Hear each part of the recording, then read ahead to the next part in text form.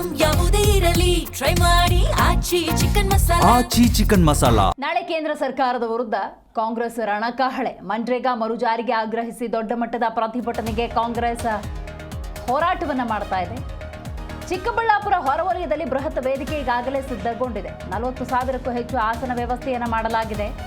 ನೋಡಿ, ಈಗಾಗಲೇ ಕೇಂದ್ರ ಸರ್ಕಾರ ಮನ್ರೇಗಾವನ್ನ ವಿಬಿಜಿ ರಾಮ್ಜಿ ಅಂತ ಮಾಡಿದ್ದಾಗಿದೆ. ಇದಕ್ಕೆ ಸಂಬಂಧಪಟ್ಟಂತೆ ನೀವು ಗಮನಿಸಬಹುದು, ಅದನ್ನು ವಿರೋಧಿಸಿ ಮನ್ರೇಗಾನೇ ಮರುಜಾರಿ ಆಗಬೇಕು ಅನ್ನುವಂಥ ನಿಟ್ಟಿನಲ್ಲಿ ಕಾಂಗ್ರೆಸ್ ಮಾಡ್ತಿರುವಂತಹ ಹೋರಾಟ ಇದು. ಮನ್ರೇಗಾ ಬಚಾವೋ ಆಂದೋಲನದ ಕಾರ್ಯಕ್ರಮ ಸಿಎಂ ಡಿಸಿಎಂ ಸುರ್ಜೇವಾಲಾ ನೇತೃತ್ವದಲ್ಲಿ ದೊಡ್ಡ ಮಟ್ಟದ ಹೋರಾಟ ನಡೆಯುತ್ತೆ. ಕೈ ಸರ್ಕಾರದ ಅಂದರೆ ಕಾಂಗ್ರೆಸ್ ಸರ್ಕಾರದ ಸಚಿವರು, ಶಾಸಕರು, ಮುಖಂಡರು ಭಾಗಿಯಾಗ್ತಾರೆ. ಕಾರ್ಯಕ್ರಮದಲ್ಲಿ ಲಕ್ಷಾಂತರ ಜನ ಭಾಗಿಯಾಗುವಂತಹ ನಿರೀಕ್ಷೆ ಇದೆ. ಇನ್ನು ಕಾರ್ಯಕ್ರಮದಲ್ಲಿ 40,000ಕ್ಕೂ ಹೆಚ್ಚು ಆಸನದ ವ್ಯವಸ್ಥೆಯನ್ನು ಮಾಡಲಾಗಿದೆ.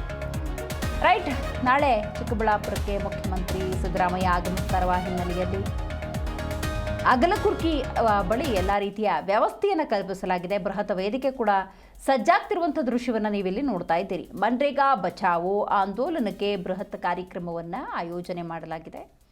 ಸೊ ಹಾಗಾದರೆ ಯಾರೆಲ್ಲ ಈ ಕಾರ್ಯಕ್ರಮದಲ್ಲಿ ಭಾಗಿಯಾಗ್ತಾರೆ ಅನ್ನೋದಾದರೆ, ಘಟಾನುಘಟಿ ನಾಯಕರೆಲ್ಲರೂ ಕೂಡ ಭಾಗಿಯಾಗ್ತಾರೆ. ಕೋಲಾರ, ಚಿಕ್ಕಬಳ್ಳಾಪುರ, ಬೆಂಗಳೂರು, ಗ್ರಾಮಾಂತರ ಜಿಲ್ಲೆಗಳಿಂದ ಜನ ಭಾಗಿಯಾಗುವಂತಹ ನಿರೀಕ್ಷೆ ಇದೆ.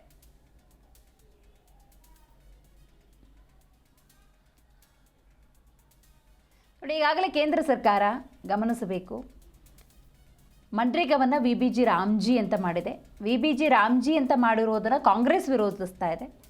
ಕೇವಲ ಹೆಸರಲ್ಲ, ಅದರಲ್ಲಿರುವಂಥ ಕೆಲವೊಂದು ಯೋಜನೆಗಳಲ್ಲಿ ಮಾರ್ಪಾಡುಗಳನ್ನು ಮಾಡಲಾಗಿದೆ. ಇದು ರೈತ ವಿರೋಧಿ ನೀತಿ ಅಥವಾ ಗ್ರಾಮೀಣ ಭಾಗದ ಕೆಲಸಗಾರರ ವಿರೋಧದ ನೀತಿ ಅಂತ ಹೇಳಿ ಕಾಂಗ್ರೆಸ್ ಪ್ರತಿಪಾದಿಸ್ತಾ ಇದೆ. ಹಾಗಾಗಿ ಕೇಂದ್ರದ ವಿರುದ್ಧ ಕಾಂಗ್ರೆಸ್ ಸಮರ ಸಾರಿದೆ. ಈ ಬಗ್ಗೆ ಹೆಚ್ಚಿನ ಡೀಟೇಲ್ಸನ್ನು ನಮ್ಮ ಪ್ರತಿನಿಧಿ ಸತೀಶ್ ನೀಡ್ತಾರೆ. ಸತೀಶ್, ಮನ್ರೇಗಾ ಮರುಜಾರಿ ಆಗಬೇಕು ಅನ್ನುವಂಥ ನಿಟ್ಟಿನಲ್ಲಿ ಕಾಂಗ್ರೆಸ್ ಹೋರಾಟಕ್ಕೆ ಮುಂದಾಗಿದೆ. ಸಿದ್ಧತೆ ಯಾವ ರೀತಿ ಇದೆ ನಾಳೆಯ ಈ ಹೋರಾಟಕ್ಕೆ?